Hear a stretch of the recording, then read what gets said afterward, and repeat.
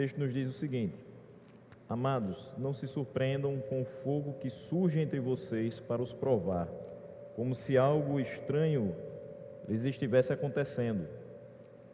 Mas alegrem-se à medida que participam dos sofrimentos de Cristo, para que também, quando a sua glória for revelada, vocês exultem com grande alegria. Se vocês são insultados por causa do nome de Cristo, felizes são vocês, pois o Espírito da glória, o Espírito de Deus, repousa sobre vocês. Se algum de vocês sofre, que não seja como assassino, ladrão, criminoso, ou como quem se intromete em negócios alheios. Contudo, se sofre como cristão, não se envergonhe, mas glorifique a Deus por meio desse nome. Pois chegou a hora de começar o julgamento pela casa de Deus, e se começa primeiro conosco, qual será o fim daqueles que não obedecem ao Evangelho de Deus? E se ao justo é difícil ser salvo, que será do ímpio e pecador? Por isso mesmo, aqueles que sofrem de acordo com a vontade de Deus devem confiar sua vida ao seu fiel Criador e praticar o bem. Vamos orar.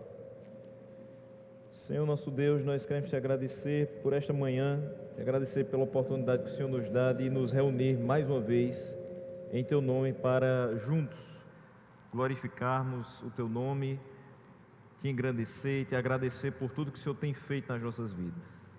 Senhor, é mais uma semana que se inicia e nós a entregamos nas tuas mãos.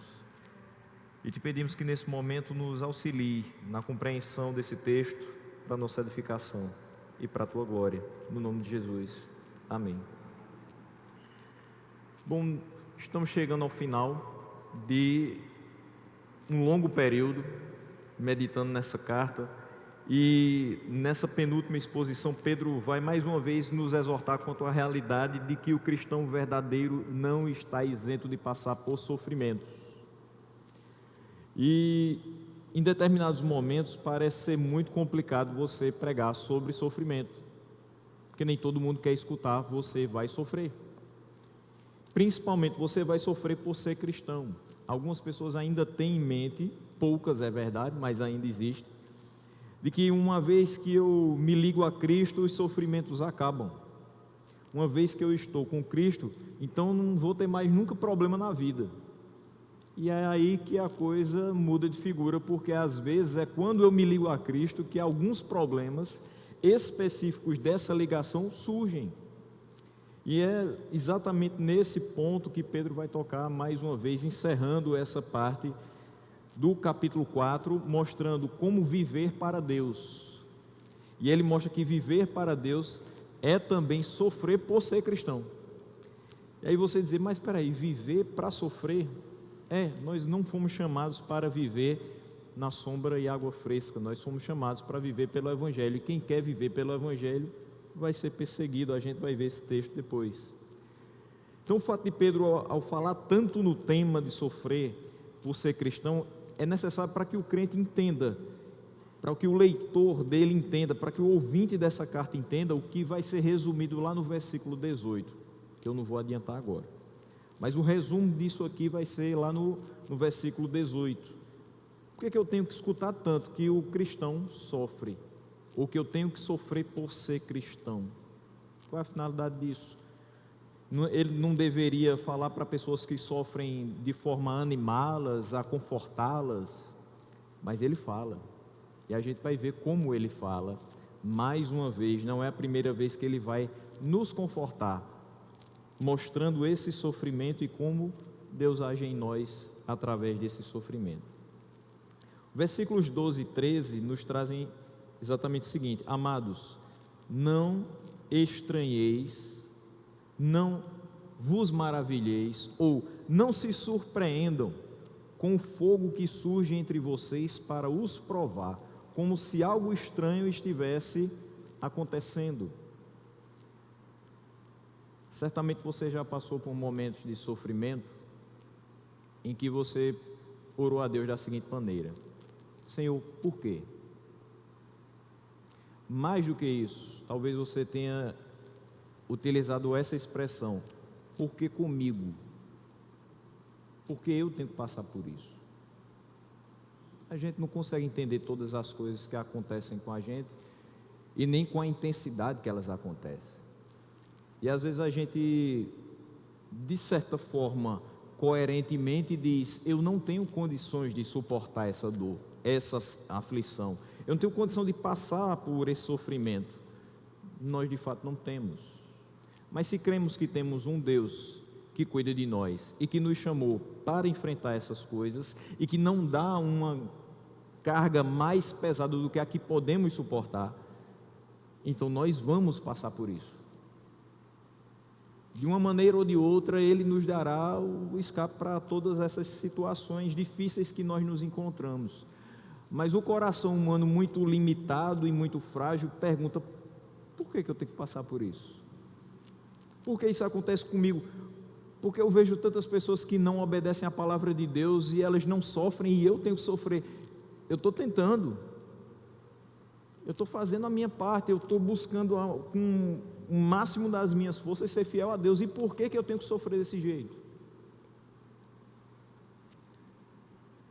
Mas é preciso observar que nessa carta Pedro fala de vários tipos de aflições. Essas que a gente não entende de forma alguma porque a gente é fiel a Deus, mas tem outras aflições que a gente passa porque a gente buscou, porque a gente foi atrás. Alguns sofrimentos são provocados por nós mesmos. Pedro fala muitas vezes a respeito de sofrimentos que nós mesmos provocamos, mas nesse caso aqui, quando ele está exortando os fiéis à paciência, ele vai falar especificamente de injustiças praticadas a nós por conta do nome de Cristo. Isso é totalmente diferente. Ele já falou em outro momento que a gente não deveria sofrer por conta dos próprios pecados. Ele vai repetir isso nessa parte. E é nesse ponto que eu quero começar tocando hoje. Você vai sofrer em inúmeros momentos da sua vida, mas que esse sofrimento não seja por conta de um pecado seu, que esse sofrimento não seja porque você continua errando o alvo, que esse sofrimento seja porque você está defendendo o nome de Cristo, porque você está proclamando o nome de Cristo, porque é totalmente diferente. Você ser perseguido porque você, não vou nem colocar ser perseguido, você sofrer porque você pecou, é justo. Você está recebendo as consequências dos seus atos e você não pode fugir deles. Mas você ser perseguido, você sofrer, você ser esmagado por dores de algo que você não fez, dói bastante, mas é glorioso se for pelo nome de Cristo. Você troca a vergonha dos seus erros por saber: eu estou fazendo aquilo que o meu Senhor me chamou a fazer. Sofro com isso, mas eu sei que Ele me livrará no fim de todas as coisas. Então é confortador saber que eu sofro, que você sofre, mas para a glória dEle, e que a gente está no caminho certo quando sofre, que a gente está acertando, e que o sofrimento é totalmente compatível com a vida cristã. Entendamos, meus irmãos, nessa manhã, que se o mundo perseguiu Cristo, vai nos perseguir também, não será diferente. A igreja não se torna fiel por ser perseguida, mas ela é perseguida por ser fiel. O apóstolo Paulo diz em 2 Timóteo 3, versículo 12: ora, todos quantos querem viver piedosamente em Cristo Jesus serão perseguidos. Por isso que eu disse que é totalmente compatível com a vida cristã. Na vida cristã você precisa buscar um viver piedoso em Cristo. Quando você busca um viver piedoso em Cristo, necessariamente você vai ser perseguido, se não pelas pessoas de fora, pelas pessoas de dentro, até mesmo da sua casa. Mas você não ficará isento de passar por esse tipo de provação. E daí esse sentimento, esse sofrimento às vezes ser tão duro, porque às vezes você espera que essa perseguição, que as palavras não muito lisonjeiras venham sempre de fora, da pessoa do seu trabalho, que é um ateu, de uma pessoa que você conheceu em determinada época da sua vida, numa faculdade, que ela debatia muito com você. Você espera sempre de pessoas de fora, mas às vezes é uma pessoa que está dentro da sua casa, uma pessoa que até diz que é crente, mas que coloca nos seus ombros um peso tamanho que você diz: espera aí, foi para isso que eu fui chamado? Para dentro da minha casa não haver entendimento. Uma coisa que a gente vai aprendendo com o tempo é que nem todas as pessoas que dizem crer em Cristo são sábias. Tem muito crente, tem muito frequentador de igreja que não tem um pingo de sabedoria, que diz que ora 10, 15 anos para que uma pessoa se converta, e quando ela se converte dentro de casa, ela é a maior perseguidora. Eu já vi isso acontecer. Eu espero que você não passe por isso, mas acontece. E de fato isso confunde um pouco a nossa cabeça, mas não confundirá a partir do momento que a gente perceber que certas coisas são necessárias para que a gente cresça. Se tudo fosse muito fácil, tudo muito tranquilo, será que a gente continuaria servindo a Deus como vem servindo? Será que se a gente não tivesse problema algum na vida, ninguém nem tocasse na gente, será que a gente procuraria viver piedosamente todos os dias da nossa vida? Será que a gente renunciaria aos prazeres desse mundo para abraçar a vida que Ele nos proporciona? João é bem enfático: irmãos, não nos maravilheis se o mundo vos odeia. Então João está querendo dizer que eu preciso encarar com tranquilidade, naturalidade o fato de que o mundo me odeia. Sim, o mundo odiou nosso Pai, o mundo irá nos odiar, provavelmente pelas mesmas razões e outras tantas que ele vai inventar. Abordando isso, então, Pedro vai trazer uma ideia de que nós precisamos estar preparados previamente para suportar a cruz. Como estar preparado previamente para suportar uma cruz? Através de uma longa meditação na palavra de Deus. Não tem como você passar por momentos de tribulação se você simplesmente despreza o que está aqui. Você não vai ter força para isso. É como eu falei logo no início, coerentemente a gente diz: eu não tenho condição de passar por isso. Eu não tenho, mas com base na palavra de Deus, com a certeza de que Deus está comigo, eu passo. Então é preciso muita meditação na palavra de Deus para que a gente esteja preparado para suportar a cruz. Eu não sei em que momento ela vem, mas eu sei que vem. Eu não sei em que momento eu vou ser perseguido, mas eu sei que eu vou ser. Eu não sei em que momento eu vou receber palavras duras que vão me deixar mais raso do que o chão, mas eu sei que elas vão vir. E eu não sei nem de onde elas vão vir, mas é certeza que elas virão, se eu estiver com Cristo e se eu estiver buscando viver piedosamente. Mas eu preciso estar preparado para isso. Não é esmorecer e dizer: não, nunca mais eu vou na igreja, porque depois que eu fui para a igreja as coisas começaram a dar errado. Não, elas começaram a dar certo. Começaram a dar certo porque agora seu sofrimento tem sentido. Antes você sofria porque você errava, então isso não faz sentido. Eu erro, eu bato a cabeça na parede e eu sei que eu estou errado, eu continuo errando, isso não faz nenhum sentido. Continuar no erro e sofrer por coisas que você sabe que não deveria fazer. Mas faz sentido quando você olha a trajetória de Cristo e a trajetória de todos aqueles que o seguiram. Importa que a gente sofra por causa do Evangelho, não pelos nossos pecados. Portanto, para que a gente tenha um estado mental bem preparado para quando essas ondas de perseguições cheguem, nós devemos, no devido tempo, nos habituar a esses eventos, mediante uma contínua meditação sobre a cruz. Você olha para a cruz, o que é que isso lhe diz? Você olha para a trajetória de Cristo, o que é que isso significa para você? Que você, enquanto cristão, vai viver numa boa porque Ele já fez?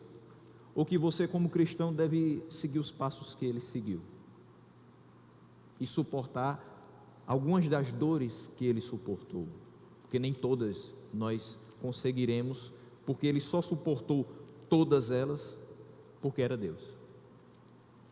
Mas é fato que algumas dessas aflições a gente vai ter que passar também. Nós só estaremos preparados pelo fortalecimento que nós receberemos do Espírito a partir das palavras que nós lemos nas Escrituras.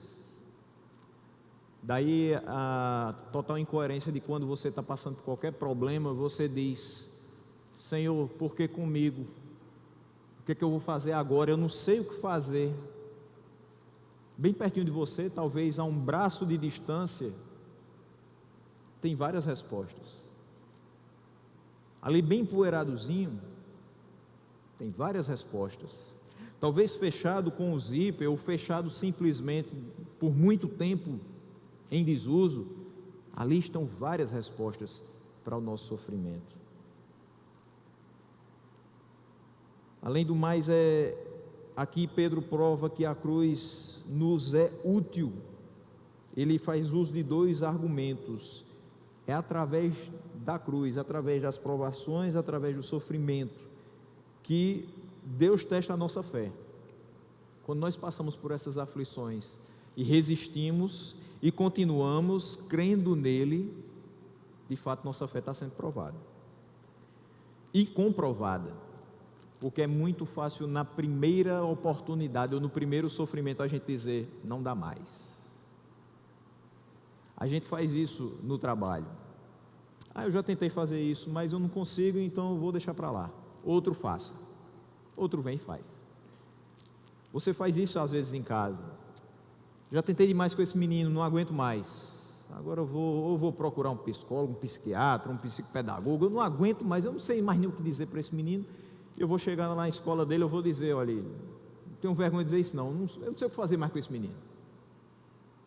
Você desiste, simplesmente desiste. Por quê? Por conta das aflições, por conta dos problemas. Você vai desistir da sua vida cristã?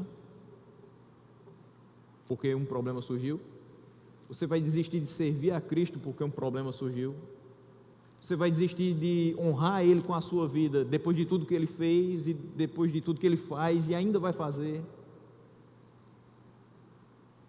A cruz é útil porque ela testa a nossa fé. Ela faz com que a gente saiba que nesses momentos é quando a gente mais conta com Deus e a gente deixa de contar com as próprias mãos, com a própria força e com o próprio entendimento.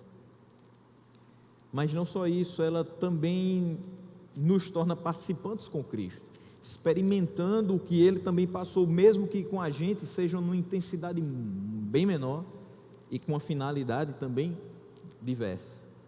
Em resumo, não se surpreenda com momentos de luta na sua vida, porque o sofrimento é completamente parte e é compatível com a vida cristã, e ele é também pedagógico, ele ensina. E ele vai dizer no versículo 13: mas alegrem-se à medida que participam dos sofrimentos de Cristo, para que também, quando a sua glória for revelada, vocês exultem com alegria. Portanto, deixando de lado a amargura, que às vezes acontece no coração da gente quando está passando por problemas, uma certa revolta, murmuração quanto a isso, nós devemos nos alegrar à medida que o fato de passarmos por diversas provações nos confirma a fé, e o fato de sermos verdadeiramente filhos de Deus, uma vez que nós só suportamos essas dores ancorados nele e fazendo a sua vontade, obedecendo os comandos da sua voz. É preciso a gente se alegrar, porque tudo isso serve para que a gente se certifique: de fato, eu sou de Cristo, eu sou nova criatura, eu sou filho de Deus, não tem mais condenação para mim. Isso aqui é um sofrimento, é uma tribulação, mas eu sei que isso aqui não é o fim de todas as coisas. O fim de todas as coisas é cessar esses sofrimentos, porque eu estarei eternamente com Ele. Isso deve confortar a gente.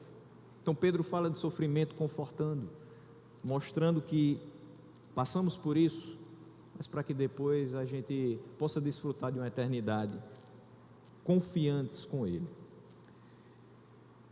Quando ele diz que nós somos coparticipantes dos sofrimentos de Cristo, os cristãos são o corpo de Cristo.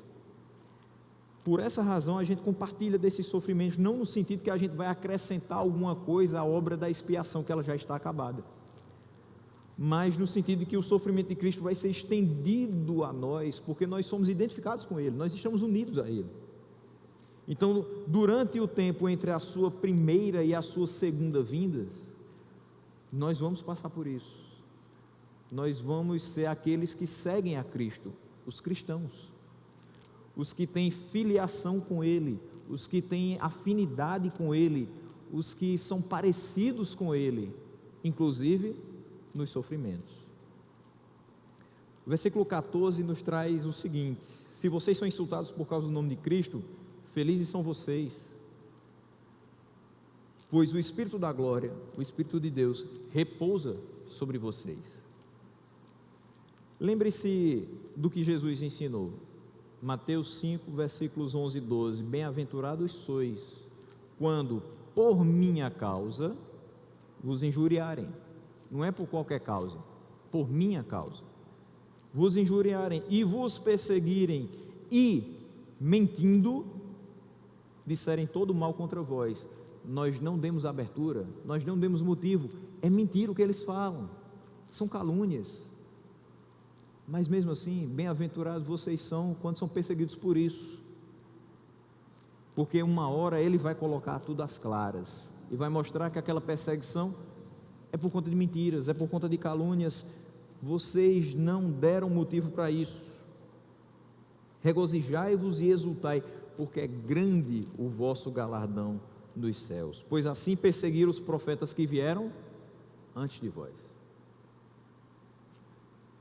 Num português bem claro, o crente de hoje não pode querer ser melhor do que o crente de antigamente. A gente não é melhor do que ninguém, a gente vai passar por tudo isso. Antes eles passaram, antes Jesus passou. Isso é vida cristã. Às vezes parece duro, mas é a realidade. Vida cristã não é simplesmente colocar a sua melhor roupa, subir até a igreja, ficar 1h30 olhando em direção ao púlpito e assistir o culto, voltar para casa e se preparar para fazer isso mais uma vez à noite, no domingo, ou não vir porque você já fez você já deu a sua cota de participação de manhã, então você não vem à noite, e aí durante a semana você vai vivendo do jeito que a vida lhe leve. Vida cristã não é isso, não é assistir o culto, é prestar o culto, e não é só prestar o culto em 1h30, é em toda a sua existência, do dia que você nasce até o dia que você morre. Não é só vir à igreja, é se lançar aos pés de Cristo todos os dias, pedindo que Ele conduza a sua vida. Não é falar dele simplesmente quando alguma pessoa precisa, é testemunhar dele a tempo e fora de tempo.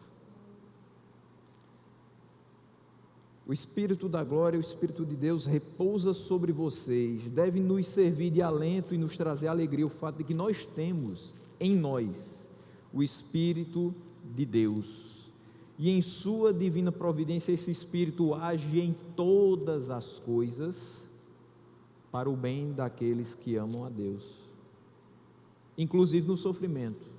Ele age inclusive no sofrimento para o nosso bem, daqueles que foram chamados segundo o seu propósito. Quando você lê Romanos 8:28, você não simplesmente olha para as bênçãos que vieram para a sua vida, mas você olha para os sofrimentos que vieram para a sua vida, e desses sofrimentos você tem condição de observar quantos livramentos você teve. Os livramentos são Deus agindo em todas as coisas, inclusive nesses sofrimentos, para que as bênçãos cheguem. É Deus agindo naquilo que parece ser desagradável e que não tem solução, e dizendo: tem esse propósito, tem essa finalidade, mantenha-se firme na minha palavra, porque eu estou agindo em todas as coisas para o seu bem. Não vou dizer que é fácil de a gente enxergar isso, mas a gente pode observar a palavra e se acostumando com essa visão, para que a gente nem sofra antecipado e nem sofra demasiadamente, mas que a gente consiga extrair as lições, o amadurecimento necessários desses momentos de sofrimento. Os versículos 15 e 16 vão dizer o seguinte: se algum de vocês sofre, que não seja como um assassino, como um ladrão, um criminoso, ou como quem se intromete em negócios alheios. Ele começa dizendo isso. Aqui, uma outra exortação Pedro nos traz. Primeiro ele começa falando, olha, não se surpreenda quando o sofrimento chegar. Isso faz parte da vida de vocês. E isso é necessário para que vocês confirmem a fé de vocês e também para que vocês saibam que são participantes, co-participantes dos sofrimentos de Cristo. Mas ele traz uma segunda exortação, dizendo, olha, mas que esse sofrimento, que eu disse que vocês não se surpreendam com ele, que ele não seja motivado por vocês agirem como assassinos, ladrões, criminosos ou intrometidos em negócios alheios. Então, nada façam para que pareça estar sendo justo o castigo que vocês recebem. Nada façam para que as pessoas possam dizer, ele mereceu.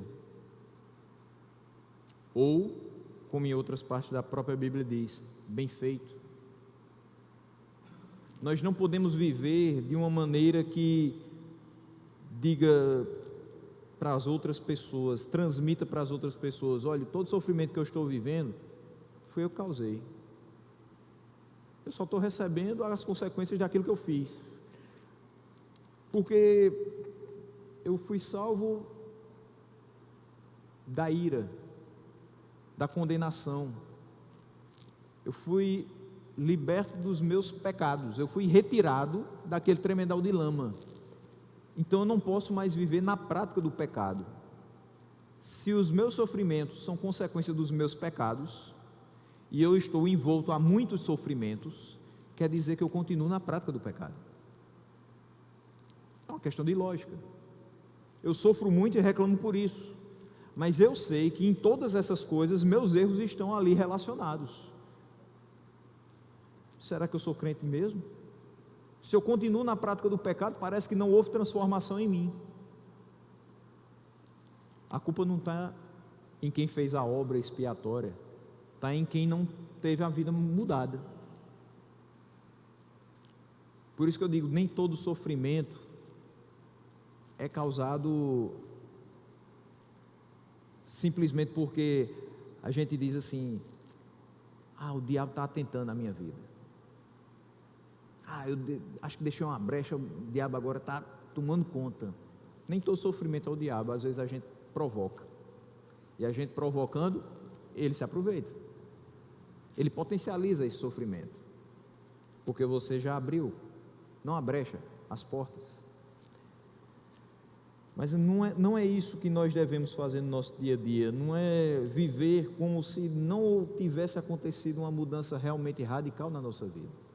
Como se não tivesse acontecido algo sobrenatural na nossa vida. Não dá para a gente viver como um homem natural e querer depois parecer homem espiritual. Você precisa ser sempre espiritual em todos os momentos. E ser espiritual não é chegar na igreja dando piruetas ou desatar em línguas o tempo todo. Ser espiritual é entender, meu sofrimento não é por minha causa, é por causa de Cristo. É você compreender todo o propósito que Cristo tem na sua vida, através da palavra. Se a gente vive como um homem natural, a gente não discerne isso. Mas se a gente olha para a palavra, se a gente olha para a trajetória de Cristo, a gente vai perceber, ele não teve pecado. Ele sofreu injustamente. E eu sei que eu vou sofrer injustamente, só que eu tenho pecados. Os meus pecados, porém, não podem ser a motivação dessas perseguições. Não seja a perseguição de vocês causada por erros que vocês consideram graves. É o que Pedro está dizendo aqui, quando ele cita assassinato, roubo, ou outro crime dessa natureza. Às vezes a gente diz assim, eu sou um crente muito bom, porque eu nunca matei, eu nunca roubei, não fiz nada de grave. Então acho que Deus se orgulha de mim. Eu sou uma pessoa boa. Só que a gente não é bom coisa nenhuma. Só porque não roubou e não matou. Pedro nos alerta que o sofrimento pode vir por questões graves, que a gente considera graves, como o assassinato, o roubo ou coisas semelhantes, mas também por coisas que às vezes a gente considera menores, ou que a gente diminui a importância, mas que são pecados do mesmo jeito, como se intrometer na vida alheia. A gente vê pessoas às vezes disciplinadas, e cada dia menos, mas quando vê, é porque essa pessoa adulterou, porque essa pessoa se envolveu em alguma questão jurídica, ela matou, ela roubou, mas a gente nunca viu por fofoca, nunca viu por calúnia, nunca viu porque alguém prejudicou a vida do outro, inventando uma história, criando uma rede de mentiras. Mas isso também é pecado, tão nocivo quanto. Em uma parte da primeira carta de João, ele fala sobre isso, que se você não ama seu irmão, se você aborrece seu irmão, se você odeia seu irmão, você é assassino dele. Imagine como é pesado escutar isso. Tem coisas que são pecados, a gente suaviza eles e acha que se os cometer, a gente não vai estar infringindo tanto assim a lei de Deus, mas vai estar. E isso vai trazer sofrimento e você não vai poder dizer, é injusto. Não é injusto. O que Pedro está querendo dizer aqui é, independente de qual seja o seu pecado, que ele não seja motivo para que você seja perseguido. Qualquer comportamento fútil e longe de ser próprio de um cristão deve ser afastado da nossa vida, para que depois a gente não venha querer justificar a nossa perseguição por conta deles. Não será justificado. Já no versículo 16 ele diz, contudo, se sofre como cristão, ou seja, se você sofre sem praticar nada disso, se você sofre mesmo se guardando, se resguardando desse tipo de comportamento, não se envergonhe. Porque se você sofre sendo um assassino, você se envergonha. Não é só porque você passa no programa policial, porque seu nome vai sair nos portais de notícias, ou porque você teve as mãos colocadas para trás e algemadas. Não, a vergonha está dentro de você. Fiz algo do qual não me orgulho, vou pagar por isso e vou ficar privado de liberdade, de contato com meus familiares. Quando você é preso injustamente, isso ainda tem uma fagulha de esperança no seu coração. Vai que um dia encontram quem de fato fez e eu sou livre. Maravilha. Mas não é sempre que isso acontece. Às vezes você sabe que fez, você tem que pagar. Por mais doloroso que seja, é isso que tem que acontecer. E quando você não sofre como cristão, é você quem tem que pagar mesmo. Quando você não sofre como cristão, é você que tem que levar as pancadas, é você que tem que carregar essa cruz até o final, é você quem vai ter que passar dias e mais dias olhando para o seu rosto e dizendo o que foi que eu fiz, onde estava a minha cabeça, só não estava na palavra. Só que quando você sofre como cristão, você não tem que se vergonhar, mas glorificar a Deus por meio desse nome de cristão. E você compreende que você sofre, você passa por várias questões e você continua pecando, mas quem vai pagar pelos seus pecados, na realidade quem já pagou, foi Cristo. Você não vai levar para o resto da vida a culpa do seu pecado. O cristão ele precisa perguntar, por que eu estou sofrendo? E mais ainda, para que eu estou sofrendo? Mas se eu estou sofrendo, eu estou envergonhando ou glorificando a Deus nesse sofrimento? A finalidade eu sei que é me amadurecer, é fazer eu crescer. Eu entendi isso pela palavra, que sofrer vai me fazer isso. Só que, nesse sofrimento específico que eu estou vivendo agora, isso é para vergonha ou para a glória de Deus? Eu estar hoje meio que num labirinto, sem saber para onde sair, isso é obra de Deus ou é obra minha? Fui eu que provoquei isso? Ou é Deus me mandando provações para que eu cresça? Eu compreendo que se você está sem saída e você não consegue enxergar a luz do Evangelho, Foi você que procurou. Porque se Deus manda provações para a nossa vida, para que nós cresçamos, Ele também nos mostra, nos faz enxergar de que forma nós sairemos desse sofrimento. Se eu me perco, se eu me desespero, se eu não sei o que fazer, se eu nem me lembro que Ele existe e recorro a Ele e peço socorro a Ele, será que foi Ele mesmo que trouxe esse sofrimento para a minha vida ou fui eu que causei na minha multidão de pecados? Portanto, entendamos que o sofrimento por causa do pecado é vergonhoso, mas o sofrimento pelo Evangelho é honroso. Portanto, sejam quais forem as palavras de desrespeito que usem, para os fiéis era bastante que sofressem por nada mais, senão pela defesa do Evangelho. Hoje isso continua valendo da mesma forma. Não sei qual palavra vão usar conosco, mas que não soframos por nada mais, senão pela defesa do Evangelho. Fechando o versículo 17, 18, vai dizer o seguinte: pois chegou a hora de começar o julgamento pela casa de Deus. Quando ele diz isso, e ele finaliza dizendo, e se começa primeiro conosco, qual será o fim daqueles que não obedecem ao Evangelho de Deus? O projeto de Deus é nos transformar à imagem de seu Filho, é nos fazer cada dia mais parecidos com Cristo. Esse é o projeto de Deus. Ele nos disciplina porque Ele nos ama. Ele não nos disciplina porque quer nos deixar todos os dias da nossa vida entristecidos por conta dos nossos pecados, mas Ele nos disciplina para que nós voltemos a acertar e aprendamos com isso e paremos de errar o tempo todo.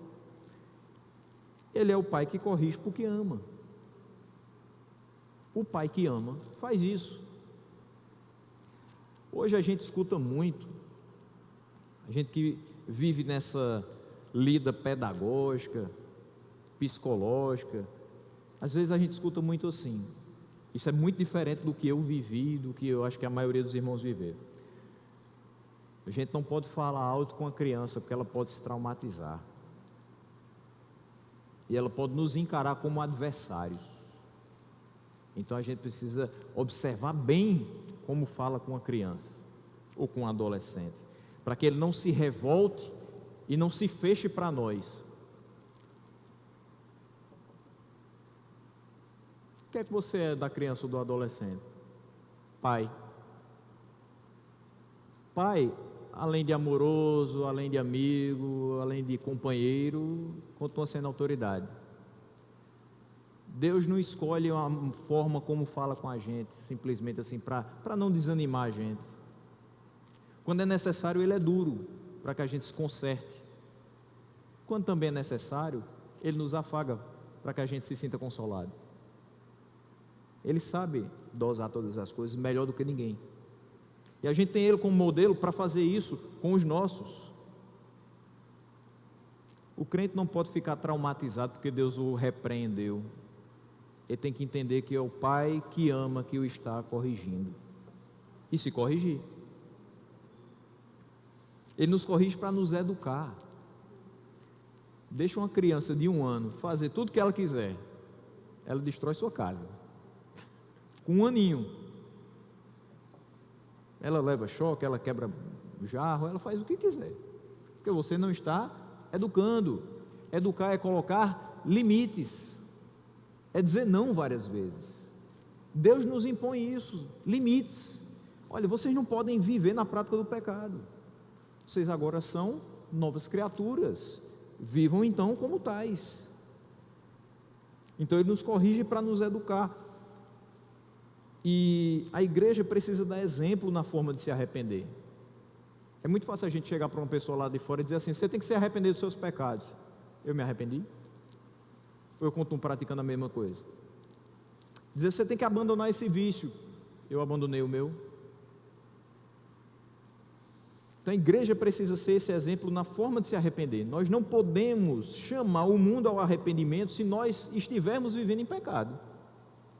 A igreja nunca vai surtir esse efeito de promover, através da sua pregação e através da sua vida, um boom de arrependimento, se ela continuar em pecado. você não só vai ver muito menos pessoas se rendendo aos pés de Cristo, você vai ver igrejas sendo esvaziadas, porque o pecado é a pior coisa que pode acontecer dentro da igreja. Às vezes, quando o pastor Rony fala assim, se você tiver um palhaço no púlpito, no local de um pastor, isso é um grande dano para a igreja, mas a igreja pode tirá-lo. Identificou que aquilo dali é nocivo e pode tirá-lo. Mas o pecado, às vezes, está encoberto. A gente não sabe onde é que está e qual é. E enquanto ele não for descoberto e tratado, ele vai quebrando as pernas da igreja. Ele vai diminuindo as forças da igreja. E, consequentemente, diminuindo o impacto que ela vai ter no resto da sociedade. Por isso que nós precisamos compreender, a hora de começar o julgamento pela casa de Deus chegou. O que Pedro quer dizer com isso? É que a correção, o limite, o ajuste começa com a gente, para que a gente seja exemplo para os de fora, que a nossa pregação seja coerente. Vocês precisam mudar. Por quê? Porque nós já mudamos. Vocês precisam se arrepender. Por quê? Nós já nos arrependemos. Vocês precisam crer em Cristo. Por quê? Porque nós já cremos. Vocês precisam ter uma vida segundo o Evangelho, porque nós temos feito isso. É aquela história que a gente às vezes bate muito, mas parece que ainda não entrou. Nunca deixe alguém que você conhece, que não é crente, olhar para você e dizer assim, está fazendo isso, e é porque é crente. Nunca deixe isso acontecer. Pelo contrário, que essa pessoa perceba, ele não faz isso, eu acho que é porque ele é crente. Uma hora chegará na mente dela o que é necessário. O versículo 18, os versículos 18 de Pedro são bem complicados. O 3,18 já me deu uma grande dor de cabeça. O 4,18 não poderia ser diferente, que ele vai dizer, ao justo é difícil ser salvo. Em algumas versões ele vai dizer que em dificuldades é salvo o justo. Parece que ele está falando de obras, né? Que você tem que passar por várias provas, e aí quando você finalmente persevera, você consegue ser salvo. Se você perseverar nessas provas aqui, se você mostrar as obras do que você segurou de barra na sua vida, aí agora você vai ser salvo. Mas não é isso. O que ele quer dizer? Ao justo é difícil ser salvo. O justo é salvo. Por quê? Pela graça, mediante a fé. A graça vem de Deus, a fé também, é dom dele. A salvação não vem de obras para que ninguém se glorie. Isso é o Paulo falando aos Efésios. Eu não posso confrontar os dois textos, dizer que Pedro falou algo diferente de Paulo, se os dois falam no mesmo sentido. Ele está querendo dizer que é em dificuldades que nós viveremos a vida cristã. O salvo vai ter dificuldades sempre, mesmo sendo salvo. O que ele está querendo dizer aqui é o seguinte: ele conclui que os cristãos que são justificados, que são salvos e que são verdadeiros filhos de Deus precisam passar por provações e sofrimentos nessa vida. Nós somos salvos em meio a dificuldades. As dificuldades não desaparecem porque nós somos salvos. As dificuldades não suavizam porque nós somos salvos. Elas continuam. E você não pode dizer, eu acho que eu perdi minha salvação porque eu estou sofrendo demais. Eu acho que eu não sou salvo porque eu sofro mais do que todo mundo. Não, você é salvo e você sofre mesmo sendo salvo. Isso não é incompatível. Na realidade, às vezes você sofre por ser um dos salvos, por ser cristão, por defender algo que nem todo mundo defende, mas você creu, e quem crê e for batizado será salvo, mas quem não crê será condenado. E é o que Pedro vai traduzir aqui quando ele diz: se o salvo é salvo, se o justo é salvo em meio a dificuldades, o que será do ímpio e pecador? Vai ser condenado. Se ele não obedece a palavra de Deus, o que resta para ele é a condenação eterna. Se ele não se dobra diante do Senhor, o que resta para ele é viver toda a sua vida em meio a erros, a provações, a tribulações, só que sem nenhum tipo de escape, nenhum tipo de solução. Ele vai morrer sem Cristo. Quem morre sem Cristo não tem meio termo. Morrendo com Cristo, eternidade com Ele. Morrendo sem Cristo, eternidade sem Ele. Então, o que pode esperar o ímpio no dia do juízo, além de sofrimento e repreensão por parte de Deus? Nada. Pedro já mostrou em outros textos, não tem uma segunda chance. Enquanto estiver aqui, tem como se arrepender e crer. Depois, não mais. Versículo 19, o último diz: por isso mesmo, aqueles que sofrem de acordo com a vontade de Deus devem confiar sua vida ao seu fiel Criador e praticar o bem. Calvino diz que Pedro nos recorda que nada sofremos que não seja por permissão de Deus.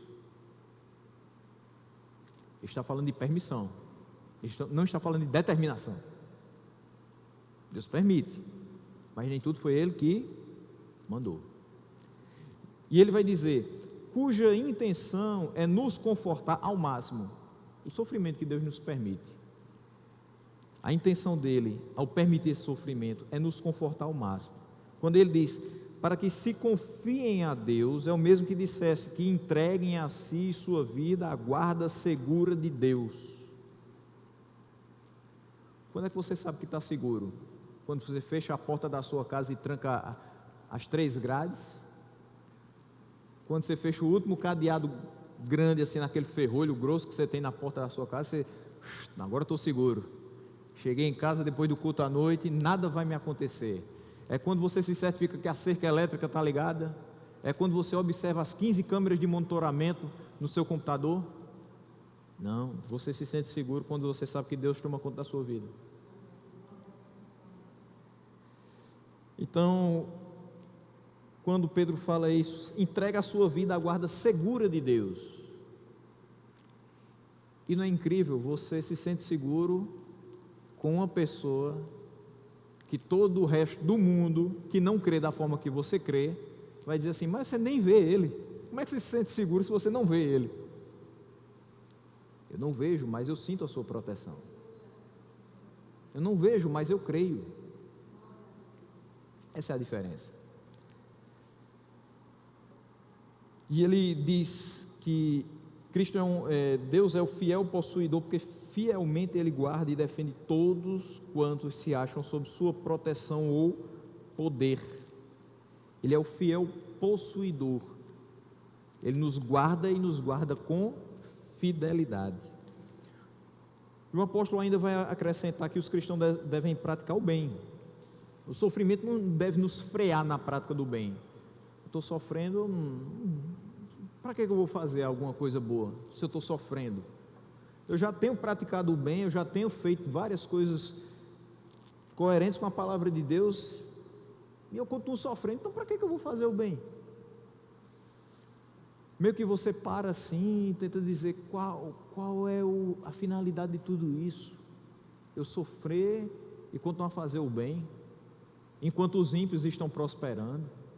Você lembra outro texto, né, que fala sobre isso? Alguém já perguntou, por que prosperam os ímpios? Mas aí você não vai olhar para o hoje dos ímpios, e nem para o seu hoje. Você vai olhar para a sua eternidade, para a eternidade dos ímpios, e perceber que o sofrimento não deve me parar na prática do bem. Ele deve ser um combustível, um incentivo. Eu estou vivendo do jeito que deveria viver mesmo. Faz parte. Eu não posso ser apático no serviço do Senhor porque eu sofri. Pelo contrário, eu preciso entender que se a minha vida está sendo provada por Deus quanto à fé que dentro de mim habita, eu preciso perseverar fazendo tudo aquilo que Ele ordenar. Ele não disse que seria fácil. Em momento algum da palavra de Deus você vai encontrar a seguinte frase: a vida cristã é fácil de viver.